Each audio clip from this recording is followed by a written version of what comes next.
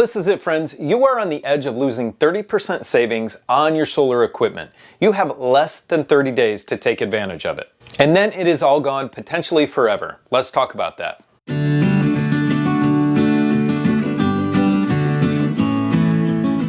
Yes, friends, that's it. At the end of 2025, the federal solar tax credit is being completely eliminated for residential solar. Whether you think about that positively or negatively, that's up for discussion. I'm just here to let you know that that tax credit is almost expired. And if you want to take advantage of that for purchasing and installing your solar equipment, you have to do it right now. There's no more waiting, and it's going to be a very tight window for you to get it done, but I think you can get it done if you do it yourself. At the end of the video, I'm going to talk about one potential bright spot of the tax credit going away. But right now, I want to talk about the history of the tax credit and how you can get it right now and get it done. Okay, first off, a lot of people don't know that the solar tax credit has been around since 1978.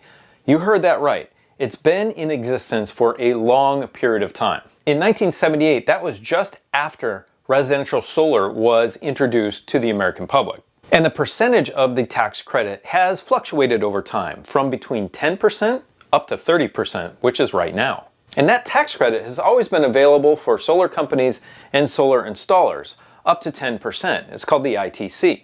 And guess what? That ITC is not being repealed at the end of this year. Only the residential credit. So the big guys get to keep it, but the small guys get it taken away from them. It's funny how that always works out like that, isn't it? But if we want to talk about that, we can talk about that in a different video. Nonetheless, we're going to talk about how you can take advantage of that tax credit right this minute. But like I said, you got to act on it immediately. So the tax credit is just what it says it is. It's not a refund. So if you owe taxes to the federal government at the end of the year, then you can take 30% of what you spent on your solar equipment and installation and take that off of your tax burden. Now, if normally you don't owe anything in taxes, then this really doesn't apply to you. However, let's give a quick example. If I spend $10,000 in solar equipment, the 30% credit would give me $3,000 of federal tax credit. If I owe $3,000 in federal taxes, then that would completely negate my tax burden for that year. I'd owe zero. If my solar tax credit was $4,000, that additional $1,000 would roll over to the next year. Now, I do not believe that is going away. So if you buy a very large system right now and you have a small tax burden, then that can continue to roll over throughout the next few years. But I'm not a CPA or a tax professional, so you need to consult with your CPA on that. Also, if you enter into a PPA or power purchase agreement with a company who's installing panels on your house, you do not own those panels. You are leasing them from somebody, which I do not recommend at all. And in that case,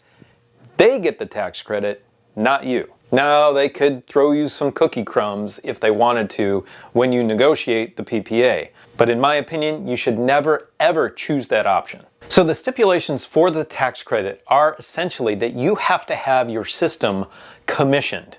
Now, what does that actually mean? I want everybody to be honest if they choose to do this. But commissioning, if you are doing an off-grid system, means that all you have to do is connect your inverter to your battery and a panel to your inverter, power a small load with it, and turn it on.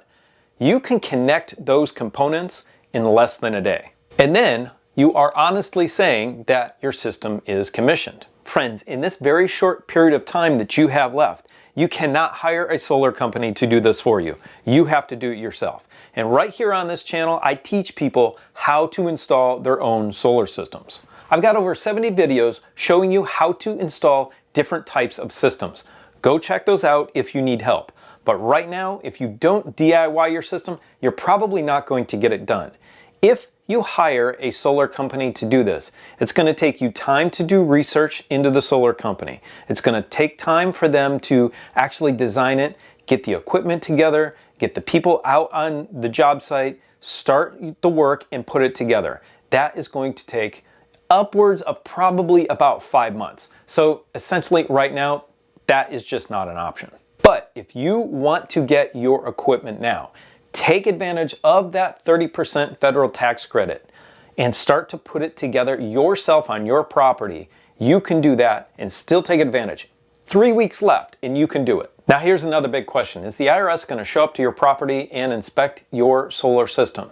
More than likely, 99.99999%, they are not. I'm telling you to still be honest, but they're probably not going to show up. So when I took the original tax credit a few years back, I was doing my own taxes with TurboTax.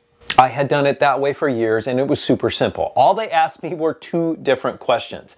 Have you made any solar improvements to your place of residence this year? I said yes. The next one was, what was the total amount of money spent?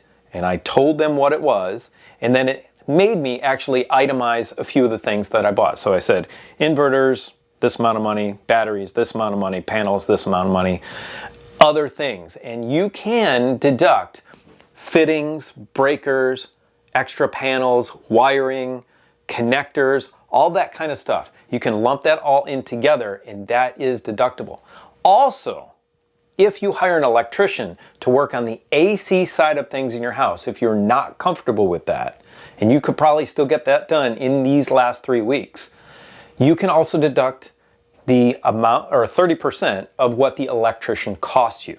So I want to make sure all that's clear and you understand all the parameters for this.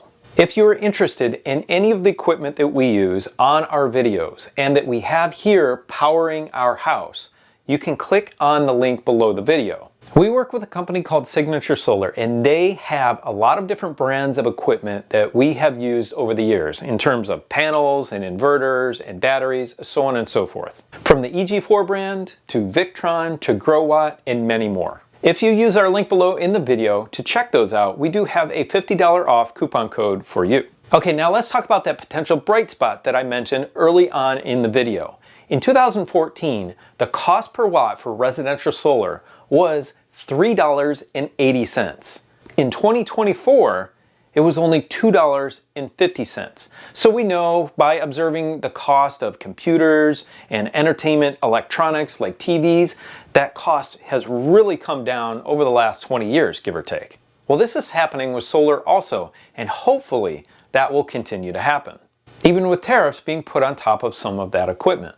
And another added bright spot is the solar installing companies might stop padding their numbers, essentially, and actually charging you more because they know that you are getting the 30% tax credit. So their costs could drop because there is no more tax credit for you. But that remains to be seen. Hopefully that will be the case.